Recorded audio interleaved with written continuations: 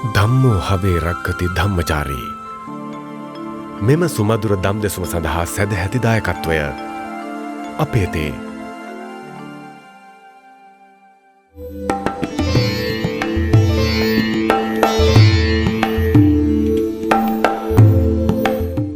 අපේ ස්වාමීන් වහන්සේ කර්මය ඉදිරියේ බොහෝ දෙනා අසරණ වෙනවා.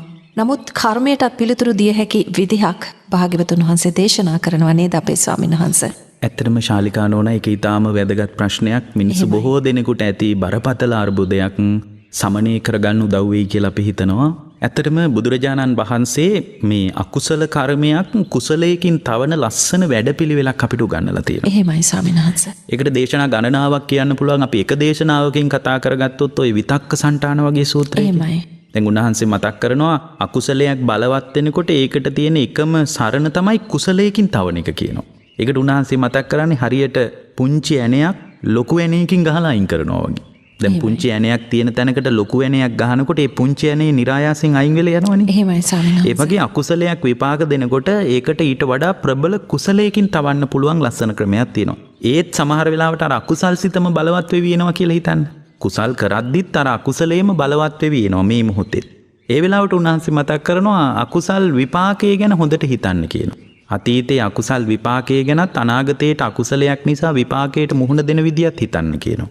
ඊට පස්සේ ඒත් හිතනකොට සමහර වෙලාවට දැන් විපාක හිතුවත් දැන් අකුසලයක් කරාම ඒ අකුසලේ නිසා දුගතිය යනවා කියන එක අපි දන්නවනේ ධර්මයේ. එහෙමයි ස්වාමීන් වහන්සේ. එතකොට දුගතිය යනවා කියලා දැනගත්තත් කෙනෙකුට හිතෙන්න පුළුවන් නෑ මම යන අපායක යනවා මේක කරලා තමයි නවතින්නේ වගේ. ඒ වගේ වෙලාවක උන්වහන්සේ අකුසල් මූලය හොයාගෙන යන විදිය මේ විදිහට හරි ලස්සන පියවරක් කියනවා. ඇත්තටම බුදුරජාණන් වහන්සේ මතක් කරන ලස්සන දෙයක් තමයි අර වීරිය ගැන මතක් කරද්දී සතර සම්‍යක් ප්‍රදාන වීරියක් ගැන. සතර සම්‍යක් ප්‍රදාන වීරියේදී මතු කරන උන්වහන්සේ උපන් අකුසලයක් තියෙනවා නම්, ඒ කියන්නේ උපන් අකුසල් කර්මයක් තියෙනවා නම් ඒ අකුසලේ යට කරන්න තියෙන්නේ උපන් කුසලයකින් කියනවා. ඒ නිසා තමයි වීරිය කියලා කියන්නේ උපන් කුසලය තවදුරටත් දියුණු කරගෙන යන වැඩපිළිවෙලට. එහෙමයි ස්වාමීන් වහන්සේ. නූපන් කුසලයක් තියෙනවා නම් ඒක හොය හොය උපද්දවනවා.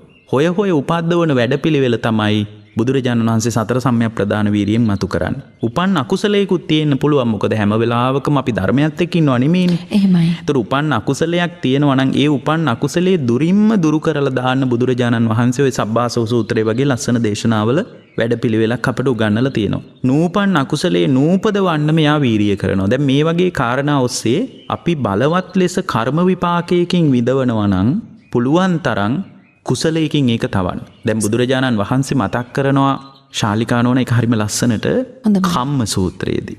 උන්වහන්සේ මතක් කරනවා මහණෙනි පුරාණ කර්මී කියලා කියන්නේ මෙයයි. පුරාණ කර්මී කියන්නේ ඇස කන නාසය දිව ශරීරය කියන මෙන්න මේවා තමයි පුරාණ කර්මී. දැන් අපි මේ අත්දකින්න දේ අත්දකින්න සියල්ලම පුරාණ කර්මයි. දැන් ඔබතුමියගේ ශරීරයේ මුල් කරගෙන මොනවා හරි විඳිනවා නම් ඒක තමයි ඔබතුමියගේ පුරාණ කර්මය. පුරාණ කර්මය. එතකොට ඇස කියන්නේ පුරාණ කර්මයකින් හැදිලා තියෙන්නේ. දැන් ඒක හොඳටම තේරෙනවා.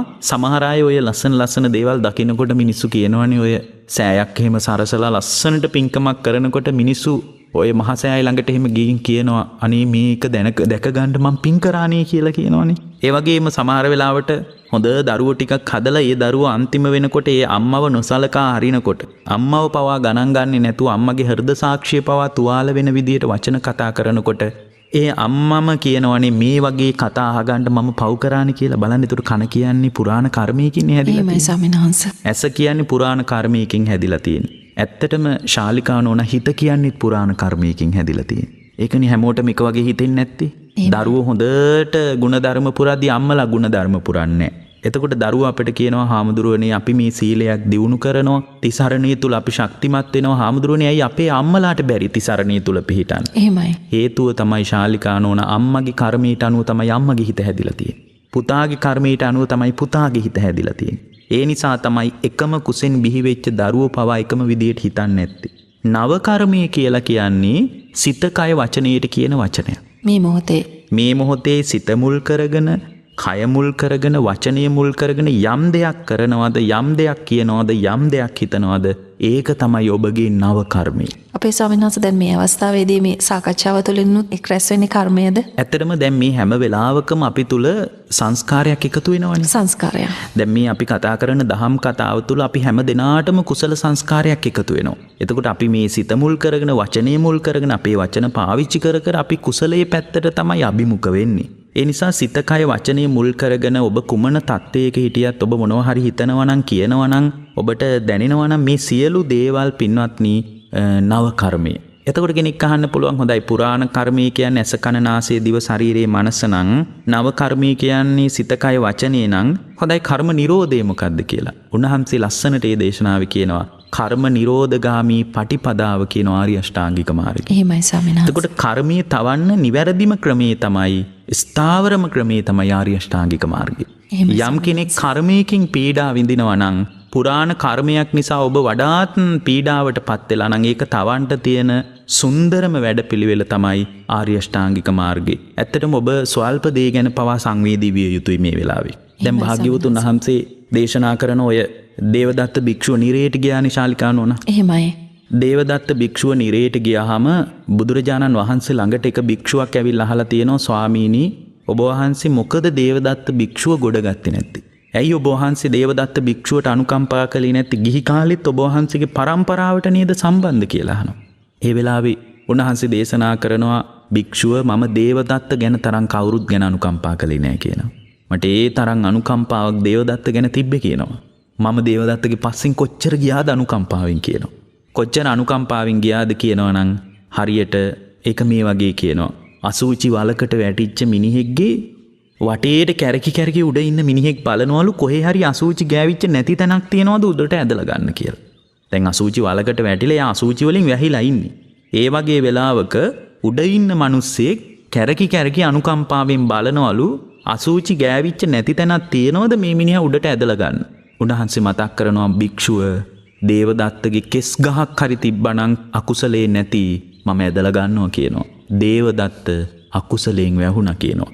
එතකොට අපේ වරද නිසා තමයි ශාලිකානෝන අකුසලයෙන් වැහිලා යන්නේ. එහෙමයි ස්වාමීන් වහන්සේ. ඇත්තටම ධර්මයේ තුලින් හිතන කෙනෙක් ධර්මයේ භාවිතා කරනවා කියලා කියන්නේ ඔබතුමී හරි ලස්සන මූලාශ්‍රයක් ඔස්සේ කාරණයක් මතු කළා බුද්ධ පූජා ටික බෝධි පූජා ටික භාවිතේ කියලා හිතන සමාජයක් කියලා. ඇත්තටම බෝධි පූජා කවියකින් ලොකු යහපතක් කරගන්න බෑ. හැබැයි බෝධි පූජාවකින් යහපතක් වෙයි ධර්මයේ තුල ඉන්න කෙනෙකුට. එහෙමයි ස්වාමීන් වහන්සේ. දැන් පිරිතකින් අපි අයහපතක් වෙනවා පිරිත හොඳ නෑ කියලා ඒක ප්‍රතික්ෂේප කරන්නේ නෑ. හැබැයි කිලේසාවරණ අර කෙලෙස් වලින් තමන්ව යට ගියාට පස්සේ කෙලෙස් තමන්ව යට කරගෙන ගියාට පස්සේ එයාට පිරිත් ටිකකින් ලොකු යහපතක් වෙන්නේ නෑ. බෝධි පූජා කවියකින් කරන්න පුළුවන් ලොකු දෙයක් නෑ. ඒ නිසා ඔබ දක්ෂ විය යුතුයි. ඔබ අකුසලයට යට වෙන්නේ නැතුව කුසලයේ තුල ශක්තිමත් වෙලා ඉන්න දක්ෂ වෙන්න ඕන. හේතුව තමයි අකුසලයේ ඔබව යට කරගෙන ගියාට පස්සේ ඔබට යම් දවසක් එනවා ධර්මයේ පිළිසරණ කවදාවත් සමීප කරගන්න බැරි වෙලාවක්. ඒ නිසා ඔබ ස්වල්ප දේ ගැන පවා සංවේදී විය යුතුයි. ඒක හරියට මේ වගේ.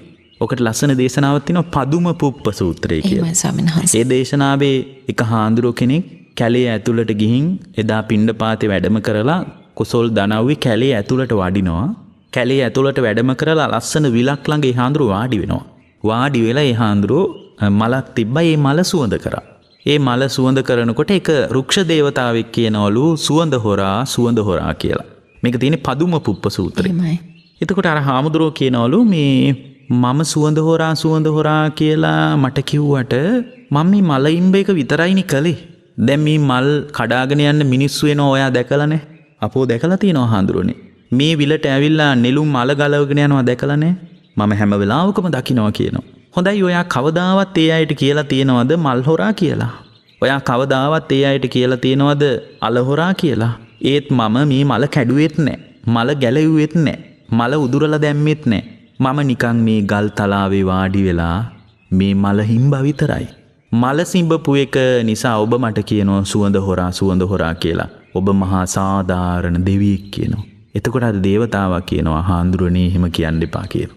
හාඳුරනේ මල් කඩන මිනිස්සු මල් කඩපු ආවේ කියනවා. හාමුදුරනේ මල් අල ගලවගෙන යන අය ගලවගෙන ගියපු ආවේ කියනවා. හැබැයි ඔබ වහන්සේ එහෙම කරන්න එපා කියනවා. දැන් අද වුණත් ඔය ඔෆිස් වල වැඩ කරන සමහර නෝනලා මහත්තුරු පුංචි දේවල් ඒගොල්ලෝ ඇත්තටම ඕලාරික විදියට කෙලෙස් අවශ්‍ය ගන්නේ නැහැ. සමහරට ආයතනයේ නිසා පුංචි වැරදි වලට පෙළඹෙනවා. සමහර විට වැඩ කරන තැන හාප් සීට් එකක් ගෙදර ගේනවා. එහෙමයි. වැඩ කරන තැනින් හැමීට ලාච්චුවෙන් පෑනක් අරගෙන පුතාට ගෙනත් දෙනවා. එතකොට අපි කිව්වොත් එහෙම ඔය වගේ පුංචි දෙයක්වත් නෝනා කරන්න එපා. පුංචි දෙයක්වත් නොකර ඉන්නවා නම් ඇත්තටම හොඳයි කියලා කියනකොට කියනවා එයා ඒක සාධාරණීකරණය කරන්න කියනවා හාමුදුරනේ මම කොච්චර පුංචි දෙයක්ද කළේ. හාමුදුරුවෝ දන්නේ නැහනේ අපේ ආයතනයේ ඉන්න ප්‍රධානියා කරන හොරකම්. හාමුදුරුවනේ රටේ පාලන තන්ත්‍රයේ කොච්චර හොරකම් කරනවද? හාමුදුරුවනේ පෑනක් ගන්න එක කොච්චර පුංචි දෙයක්ද? ඒ වගේ කතාවක් තමයි මේ කියන්නේ අර හාමුදුරුවෝ. ඒ හාමුදුරුවෝ කියනවා මම මේ මල ඉම්බේක විතරයි කරේ. අල ගලවන අයටවත් කවදාවත් මල් කඩාගෙන යන අයටවත් ඔයා හොරා කියලා කියන්නේ නැහනේ. එතකොට මේ දේවතාවා කියනවා හාමුදුරනේ ඔය කතාව නම් කියන්න එපා කියනවා.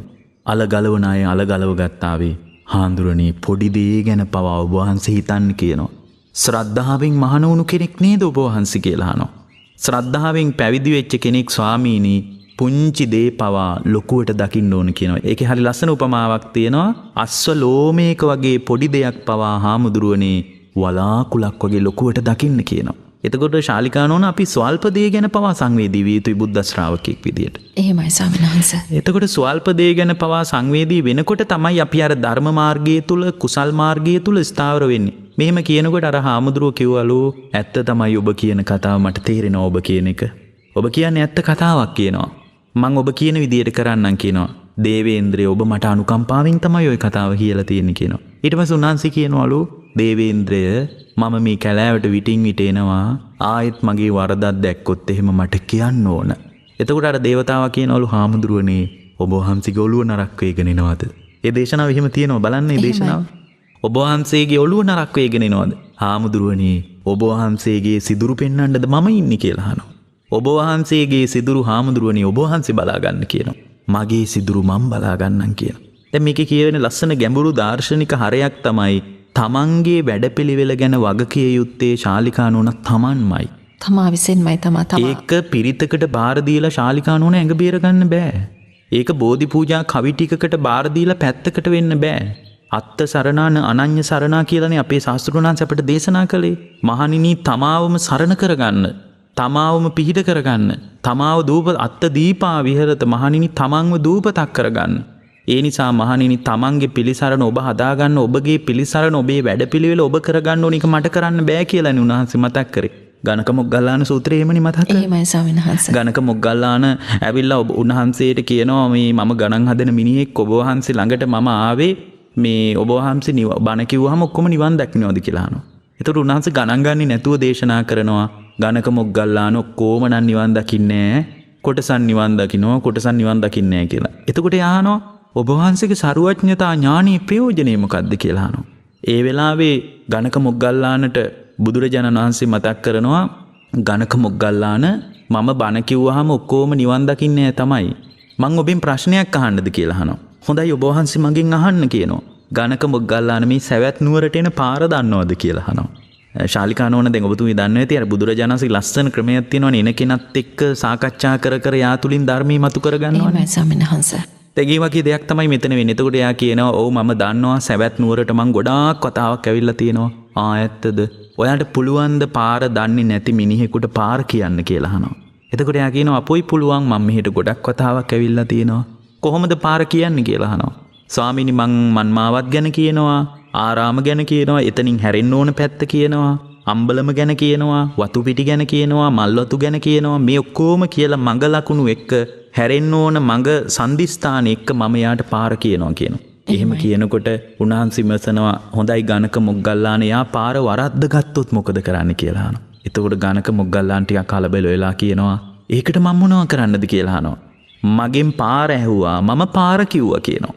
වරද්ද ගත්ත එක යාගේ ප්‍රශ්නයක් කියනවා. මම ස්වාමීනි හරියට පාර කියලා තියනවා කියනවා. එතකොට උන්වහන්සේ කියනවා ගණක මොග්ගල්ලාන මමත් එහෙමයි කියනවා. මම පාරණ කියන කෙනෙක් කියනවා. ගණක මොග්ගල්ලාන නිවනකුත් තියනවා කියනවා. නිවනට යන මගකුත් තියනවා කියනවා. නිවන ගැන කියන ශාස්ත්‍රූ වෙච්ච මමත් ඉන්නවා කියනවා. මම මේ නිවනට යන මග ගැන මගෙන් අහන අයට අනුකම්පාවෙන් කියනවා. හැබැයි ගණක මොග්ගල්ලාන මේක සම්පූර්ණයෙන්ම යන එක තම තමන්ගේ වැඩක් කියනවා. ඒ අය පාර වරද්ද ගත්තට මට කරන්න දෙයක් නැහැ කියනවා. එහෙමයි ස්වාමීන් වහන්සේ. ඇත්තටම ශාලිකානෝ නම් මේකෙන් කියවෙන ලස්සන කතාව තමයි නිවනට අරගෙන යන්නේක බුදු කෙනෙකුටවත් හාමුදුරු කෙනෙකුටවත් කරන්න බෑ. සමහර අය කියනෝනේ හාමුදුරුවනේ මෙච්චර බණ අහනවා අපි. ඒ කාලේ එක බණපද දෙක තුනකින් සෝවාන් වෙච්ච අය හිටියලු. ගෙවල් වල වළං හොද හිටිය අය සෝවාන් වුණාලු. ගෙවල් වල වැඩ කරපු කසල සෝදකයොත් අවබෝධ කරගත්ත ධර්මයක්ලු හාමුදුරනේ මේ තියෙන්නේ. හඳටත් යන්න පුළුවන් අද වගේ කාලෙක හාමුදුරුවනේ ගෙවල් වල කසල සෝදකයෝ කරගත්ත වැඩක් වළම්පිඟන් හොදපු කාන්තාවක් කරගත්ත වැඩක් අද කරගන්න බැරි ඇයි කියලා අපෙන් අහනව නේද? එහෙමයි. එයා රැට යාගෙන් අහන්න ඕන එක. හේතුව තමයි භාවිතේ Tamanගේ පැත්තේ තියෙන දෙයක්. ඒක තමන් කරගන්න ඕන දෙයක්. අද ඇත්තටම මේක භාවිතා කරන්න බැරි අපි මේ සාකච්ඡාවේ මතු කරගත්තා එක තැනක Tamanගේ දෘෂ්ටිය ඍජු නැහැ කියලා. අද මිත්‍යාවට බැඳිලා යන්න තියෙන අවස්ථාව හරීම වැඩි. සමහර වෙලාවට පන්සල්වලම ඉන්න කෙනෙක් පවා එයාගේ දෘෂ්ටිය ඍජු නැහැ. දේවාල වලට බැඳිලා යනවා කොටසක්. කොටසක් කේන්දරයට බැඳිලා යනවා. කොටසක් නැකතට බැඳිලා යනවා. කොටසක් ධර්මයේ විපරීත විදියට අල්ල ගන්නවා. එයාගේ දෘෂ්ටිය විපරීත වෙනවා. සමහර කෙනෙක් මේ වගේ අර එක මිනිසෙක් ඉඳලා තියෙනවා. එයා හොඳට ධර්මයේ පුහුණු කරලා තියෙනවා. අවුරුදු ගාණක් පුහුණු කරලා අවුරුදු 6ක් 7ක් එක දිගට එයා බණ භාවනා කරගෙන ඉඳලා එයා විපරීත දෘෂ්ටියට ඇවිල්ලා තියෙනවා. ලෝකේ සෝවාන් කියලා එකක් නැහැ. සෝවාන් කියලා එකක් තියෙනවා නම් මට හම්බ වෙන්න ඕන. හේතුව තමයි මම අවුරුදු 6ක් භාවනා කළා.